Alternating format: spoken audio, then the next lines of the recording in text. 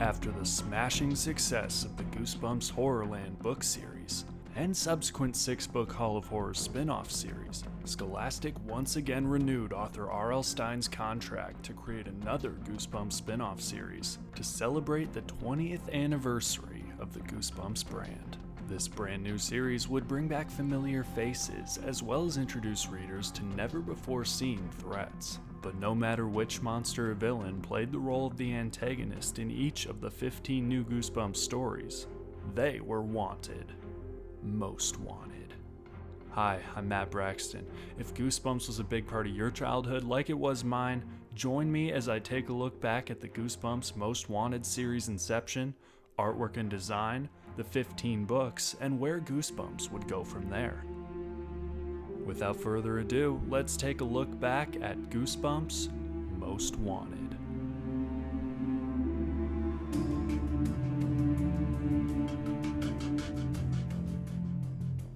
In 2012, journalist Jen Dahl released an article interviewing famed Goosebumps author RL Stine. During the interview, Stine commented, "This is a very special year for Goosebumps. It's the 20th anniversary year.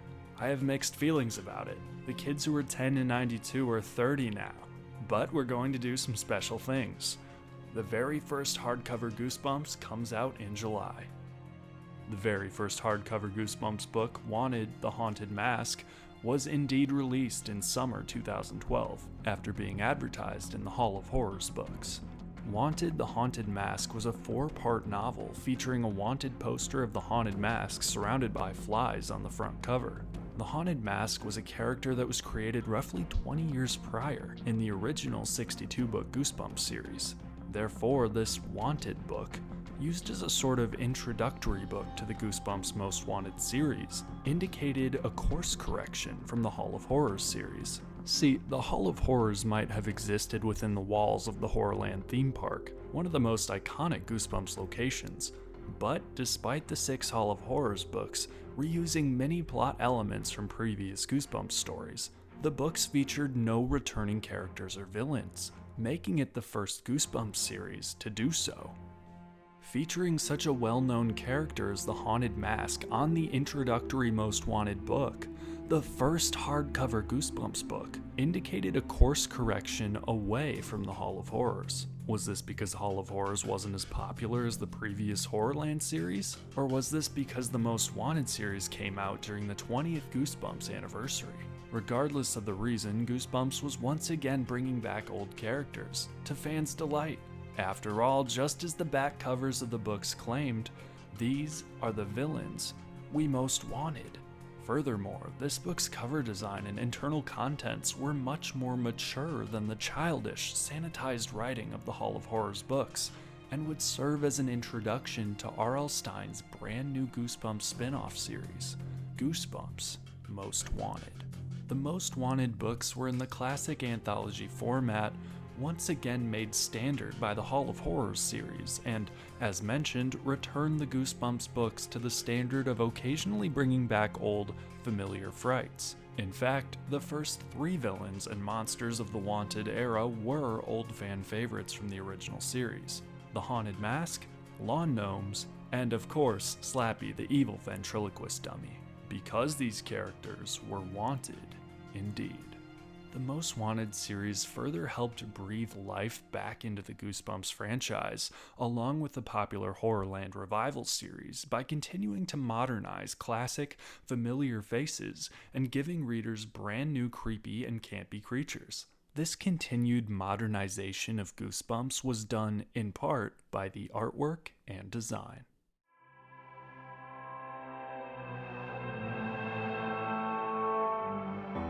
The Wanted poster theme helped to continue what the Goosebumps Horrorland series set out to do: introduce new characters and villains, but also pull the classic Goosebumps characters out of the 90s era and bring them into the modern day and age for a whole new generation of young horror enthusiasts. By highlighting the monsters and villains on the front cover of the books in a Wanted poster-style format, young audiences would meet the threats of the stories face to face before even opening the pages of the book. While the Goosebumps cover artwork has historically featured the villain of the stories, to the point where some fans collect the books for the artwork like trading cards, Brandon Dorman's dynamic, campy, mystical, and occasionally grotesque artwork no doubt helped to draw the eyes of modern audiences. Tim Jacobus' artwork for the original Goosebumps series, Series 2000, and other related works were sometimes downright chilling, and Dorman at least tries to continue that trend with these works. While Dorman's artwork is more fantastical than the original Goosebumps works, which can come off as the series feeling more sanitized for kids rather than the original edgy feeling of Goosebumps, the fact that the artwork features the villain front and center, staring down the reader, paired with some more interesting and fun titles from the Master of Fright, no doubt helped to pull in new readers and old fans alike. Just like the Horrorland series a few years earlier, this new series looked and felt fresh, and could still be freaky. In these works, Dorman's creatures were not quite as dynamic as in other Goosebumps entries he did, because he was confined to making them look like they were on a wanted poster. Even so, the artwork seemed to dip in quality over time, even appearing to reuse old assets. And not to mention, feature characters that weren't actually the villain of the story. For instance, Murder the Clown was featured, despite the Frightener being the true villain of the story. Murder, if anything, was a side character helping the protagonist and needing to be saved by the protagonist. So why would he be most wanted? And that's just one example. But despite dipping quality, sometimes nonsensical featured characters, and less dynamic artwork compared to previous Dorman works, the Most Wanted cover art featured villains that were standing eye level to the reader, staring them down, looking more menacing than ever, more real. The choice to make the Goosebumps logo the same color as the villain's eyes was a great design choice. Though this design choice stopped after the first several entries, it worked well to sort of hypnotize viewers by first pulling attention to the title of the series and then directly to the faces of the villains. The color choices for the Most Wanted series did not maintain an overall general color scheme like the reds, greens, and purples selected for Hall of Horrors.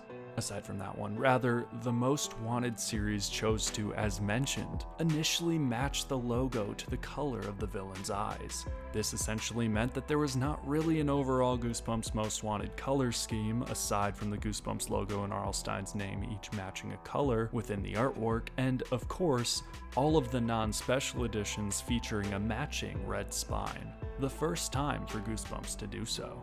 But for the cover, the logos, backdrops, and characters came in all colors.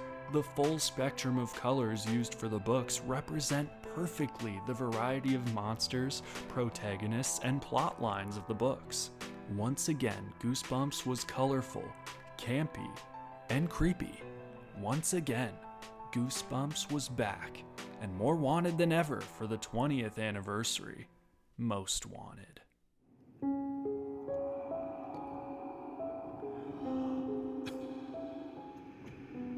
The Most Wanted books, introduced by the standalone Haunted Mask book, featured 10 anthology stories and 4 additional special editions with extra pages.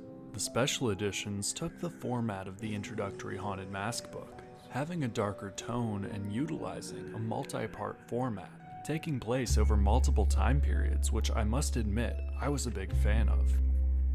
Each Most Wanted story begins in or right outside of RL Stine's office.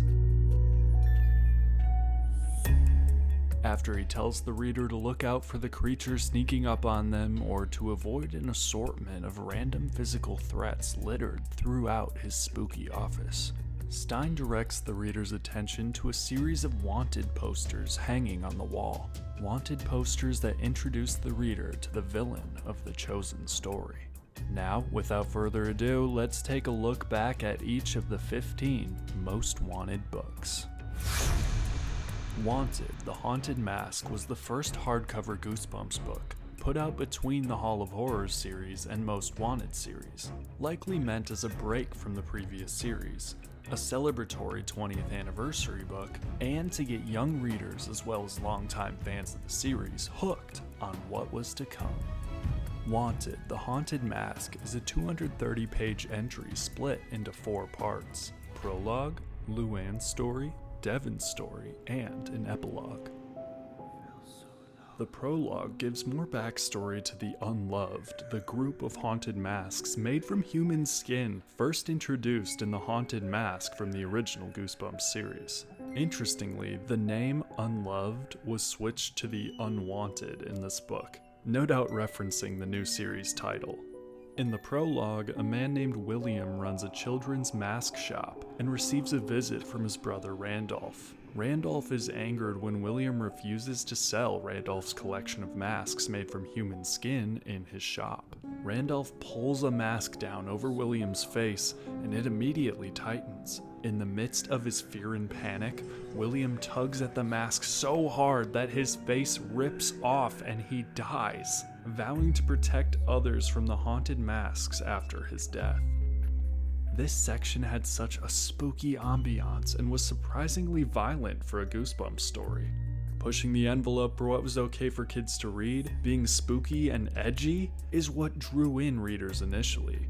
Without this, Goosebumps would be just another bland children's series, as seemed to mostly be the case with Hall of Horrors. Therefore, it was good to see this grim tone return, and in this book's case, the tone may have been even more grim than ever. Luann's section focused on a girl named Luann and her friends, one being Devon from the following section. They are annoyed that they have to go to Polly's babyish Halloween party. It turns out that Polly's house is the same house William died in. Luann discovers his spirit and the masks. She pulls on the haunted mask, destroys Polly's party, and goes on a rampage through town. The haunted mask's carnage in this installment was far more deadly than ever. The haunted mask is ripping off car tires, stabbing curtain rods through couches. It's mayhem.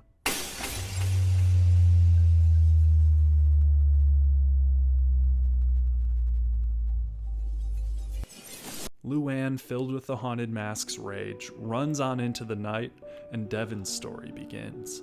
Devon, Luann's friend, was lucky enough to skip Polly's party, but was unlucky enough to be trapped on a pumpkin farm helping his family sell pumpkins. This story was not nearly as good as Luann's, but still had interesting elements. For instance, Devon sees pumpkin vines moving on their own and learns about the history of the farm, that it was built on top of a graveyard, and the spirits send their energy through the pumpkins for revenge. Towards the end of Devon's story, Luann, wearing the haunted mask, encounters Devon and both of the main stories converge. The book, released in June 2012, laid the groundwork for the main series, with the first official Most Wanted entry, Planet of the Lawn Gnomes, releasing in October of the same year, just in time for Halloween. In Planet, main character Jay Gardner moves into a new neighborhood. He starts noticing lawn gnomes everywhere, lawn gnomes that seem to be alive. This entry was a good one to officially start off the brand new Most Wanted series, despite focusing more on excitement than scares. The protagonist had plenty of layers, the gnomes were threatening villains, the artwork was fantastic, and the book had a clear message. If you look for trouble, you'll find it. The second Most Wanted story brought back fan favorite villain, Slappy the evil ventriloquist dummy. In the story, Son of Slappy, the protagonist Jackson is introduced to the Slappy dummy and its story through his grandpa, an eccentric collector. When Slappy shows up in his suitcase, Jackson discovers the dummy is no ordinary dummy, and the audience discovers Slappy's brand new power, mind control. This book was sort of clickbait, or bookbait, as unlike the title and cover imply, there is not actually a mini Slappy in the story. The third book, How I Met My Monster, is centered on main character Noah Beanstalk, convinced that monsters are after him. This causes his friends and family to pick on him and not believe him, not dissimilar to the girl who cried monster. But when a real monster resembling a werewolf moves into Noah's apartment building and tries to become his new best friend, he must do everything he can to convince his family that the monsters are real. In the fourth book, Frankenstein's Dog, Kat visits her uncle Victor Frankenstein, the descendant of the Victor Frankenstein from the Shelley novel. Just like his great-grandfather, Frankenstein seems to be cooking up his own kinds of monsters. The underlying concept of the book, humanoid robots fit with artificial intelligence attempting to build an army to take over the world, wasn't exactly an entirely new concept at the time of publication, but at the same time, was ahead of its time. The artwork, just like some Slappy, is very much clickbait, with the dog only being a very brief part of the story and not appearing at all like on the cover. The fifth book, Dr. Maniac Will See You Now, is centered on a comic museum that main characters Richard and Bree plan to base their school project on. It appears that the museum is more than just a museum. It's a gateway between the comic book world and the real world, and they must survive. This book was severely poorly written, a low for the series, which was funny because while I typically detest superhero Goosebumps stories, I actually somewhat enjoyed the Horrorland entry that initially featured Dr. Maniac. Just as the previous book brought back Dr. Maniac from the Horrorland series, the sixth book, Creature Teacher: The Final Exam, brought back Mrs. Marv, the Creature Teacher, from the Goosebumps 2000 series. In Final Exam, Tommy Farrelly is sent to a camp for winners, not dissimilar to Camp Jelly Jam, where he must fight for his life. Literally, whoever is at the bottom of the Creature Teacher's winner chart will be eaten. After all, a winner's camp can't send home losers. Just like Dr. Maniac, this entry was not as good as the original story to feature the villain. However, Final Exam was written far better than Dr. Maniac Will See You Now. Thus, after the critical failures that were Dr. Maniac and, to a far lesser extent, Final Exam, the next Goosebumps Most Wanted book to release would be a change of pace. The next book would be a special edition featuring about 50 extra pages and a multi-part story like Wanted: The Haunted Mask. Scholastic and RL Stine went this route not just as a change of pace, but also likely because Stine was initially contracted to write 6 mainline Most Wanted books, just like the Hall of Horrors and original Goosebumps series. After the success of the first 6, as well as the initial and highly regarded Haunted Mask release, 2 special editions were released, Zombie Halloween and the 12 Screams of Christmas. After the not-so-great books 5 and 6 of the Most Wanted series, Zombie Halloween was a breath of fresh air. The first part, taking place in 1944, had elements of the Great Depression and World War II era, and followed a character named Mario uncovering a tunnel under his new house, leading to a graveyard filled with zombies. The main timeline of the story is led by protagonist Kenny, Mario's grandson. Kenny's family goes to live with Mario to take care of him, and Kenny uncovers Mario's past and learns his zombie stories aren't just stories. The back of Zombie Halloween announced not just the next mainline Most Wanted book, A Nightmare on Clown Street, but also the next release, Special Edition 2, The 12 Screams of Christmas, centered on a girl named Kate competing with her friends to be the lead in the school musical. When their director takes them to the haunted mansion his musical was based on, Kate realizes she can see ghosts and uncovers the mysteries of the haunted mansion. This book, just like its predecessor, also had a multi-part storyline, but was even better.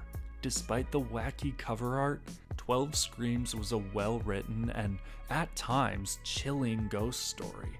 Stine was turning things around. And, in fact, 12 Screams might have been my favorite Goosebumps book since Scholastic took over in 2003. Next, the Most Wanted series returned to its standard format with number 7, A Nightmare on Clown Street, an obvious reference to Nightmare on Elm Street, where main character Ray Gordon goes to visit his uncle Theo at the circus. His uncle plays Murder the Clown, and Ray is given a clown role to play too.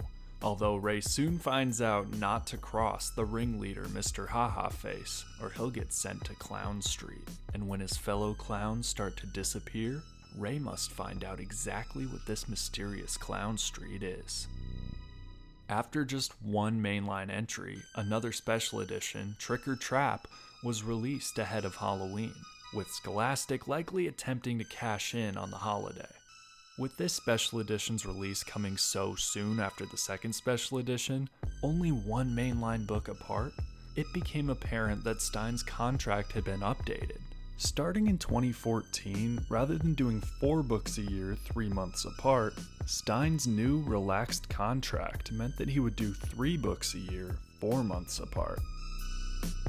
In 2015, likely to bring the main series total to 10 entries, Stine switched from the 2014 schedule of 1 mainline entry with 2 special editions to 2 mainline entries with a special edition in the middle.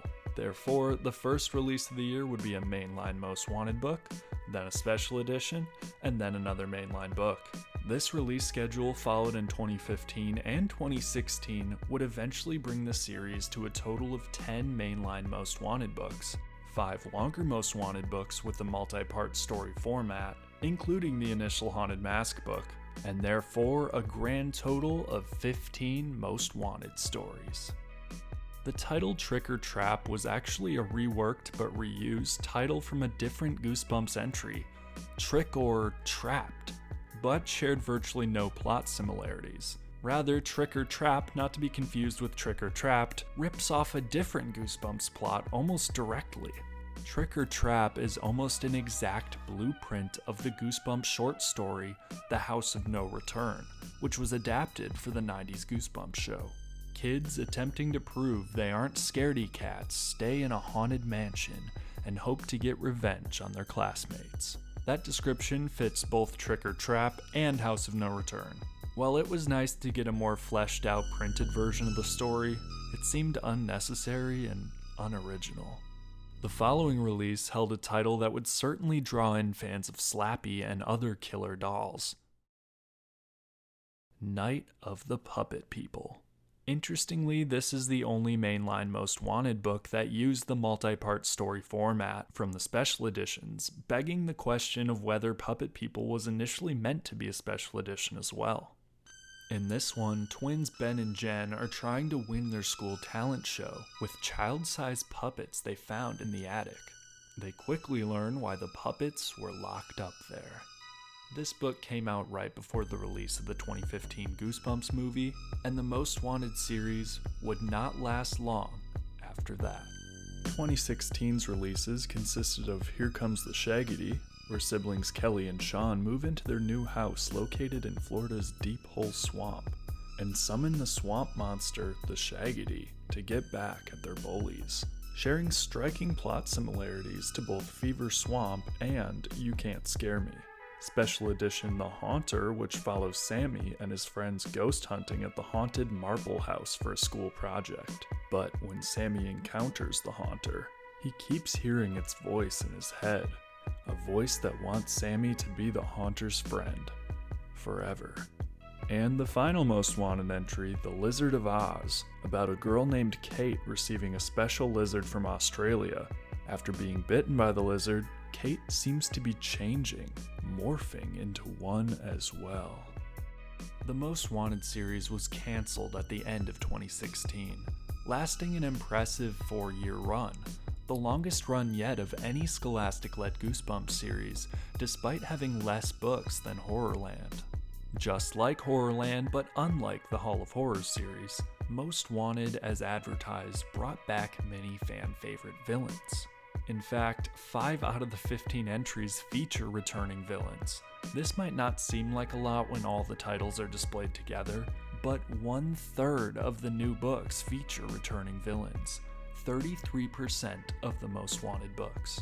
To see why this number is so shocking, we must take a look back a little further. In the original series, 9 out of the 62 books, 14.5%, were sequels or featured returning villains and characters. Series 2000 raises this percentage, but only slightly to 16%. Just 16% of the Series 2000 books featured characters returning from the original series. The Horrorland Revival series, when Scholastic purchased the rights to the Goosebumps franchise, was when the amount of returning villains skyrocketed. It was at this time that nostalgia was clearly used as a marketing ploy. Counting just the 6 out of 19 installments where the returning villains were the main villain of the story, not just making cameos, the percentage of returning villains was 31.6%, double the percent of each of the previous series. This is not even counting the multiple appearances of the Jonathan Chiller villain or the horrors, but those aspects should not be counted as the series was the only one to feature an overarching storyline. Hall of Horrors, the Horrorland spin-off series, was a complete course correction, featuring 0 returning characters. However, many of the concepts for villains and plotlines seemed to be ripped from, or were at least highly similar to, other Goosebumps stories. The Most Wanted series was once again a course correction, back to the nostalgia-based concept of the Horrorland crossover series, featuring the villains you want to have. Thus, as mentioned, Most Wanted has about a 30% repeat villain rate, or 28.6% not counting the hardcover Haunted Mask book. This means that just like Horrorland, Most Wanted has twice as many repeat villains as the original series and Series 2000. This is not necessarily a bad thing, as some of the returning characters had decent new stories set in the modern day, updating the characters for a modern audience. Yes, the majority of returning villains had stories that were just alright, and some even bad, but many of the new villains and monsters had great entries, like Frankenstein's dog and 12 Screams. I wish the same amount of effort was put into some of the old villains.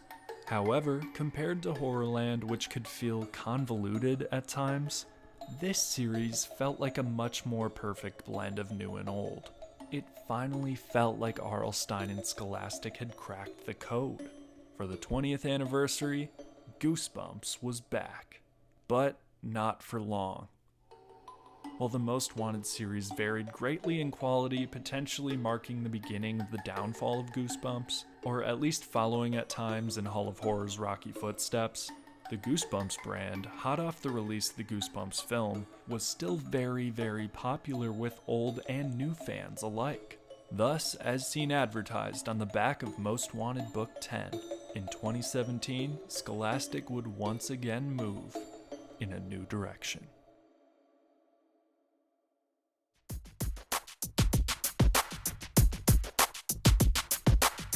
The 2015 Goosebumps film starring Jack Black was released a year before Most Wanted's cancellation, advertised in black and white in the back of many Most Wanted entries, and was likely the reason the Most Wanted series was canceled. See, the Goosebumps film made $158 million, nearly 3 times its production budget of $58 million, and was #1 at the box office in October. The film, directed by Rob Letterman, followed protagonist Zach Cooper's move into a house next door to a girl named Hannah. Get away from the window now! I gotta go. Hi! Hannah's father turns out to be RL Stine himself, played by Jack Black. You see that fence? Yes. Stay on your side of it. Just like in the Most Wanted series, Stine was now a Goosebumps character. When Slappy is accidentally released into the real world from one of Stine's manuscripts, the evil dummy begins freeing other classic Goosebumps villains from their stories, all in an effort to get revenge on Stine for imprisoning them in the manuscripts for so many years. While yes, the film felt very corporately designed, opting to force all the Goosebumps monsters into the story rather than focusing on just 1 or 2, it was received fairly well by fans and critics alike. Also released in 2015 was Goosebumps the Game, a tie-in to the film. The point-and-click adventure game very roughly followed the plot of the film, but used more classic Goosebumps locations like the Dead House. The game was ported onto just about every home console, including the Nintendo 3DS. While the game was critically panned for being somewhat bland, it is clear that the use of the movie characters' designs in a modern, widely released video game, as well as the film's success and subsequent greenlighting of a sequel, likely prompted Sony and Scholastic to implement a new design change to the Goosebumps book characters to become more visually aligned with their on-screen counterparts. Thus, the Most Wanted series finished its run towards the end of 2016, and a brand new series was advertised for 2017. This new series would use the film's character designs and feature the main villain of the film, Slappy, as the centerpiece for the series. So first there was Horrorland, then Hall of Horrors, then Most Wanted, and in 2017, Scholastic and RL Stine debuted their brand new series, Goosebumps Slappy World. Hot off the success of the overall Goosebumps Horrorland series and tie-in media, but wanting somewhat of a course correction from the short Hall of Horrors series run, Scholastic and RL Stine wanted to give fans new and old something special. Therefore, a series giving readers the villains and monsters they most wanted was released.